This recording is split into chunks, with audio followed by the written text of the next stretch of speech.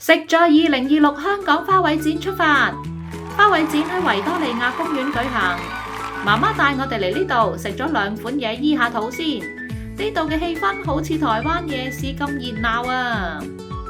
行入去你會聞到好多臭豆腐嘅檔口，呢度充滿濃郁嘅臭味。呢檔嘅飲品呢好受歡迎㗎。咦，飲品識得冒煙嘅？準備睇魔法啦！意加乾冰再加水，冒煙嘅飲品就完成啦。仲有好多唔同款式嘅甜品啊！呢個呢係雞蛋仔，裏面有 Oreo。我哋就嚟咗買啲果汁飲，同埋仲有懷舊嘅甜品。當然仲有冰糖葫蘆啦，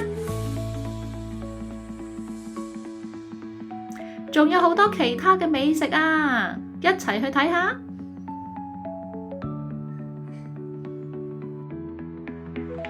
呢個蚵仔酥係我哋最中意食㗎，呢啲烤蠔媽媽就最中意啦。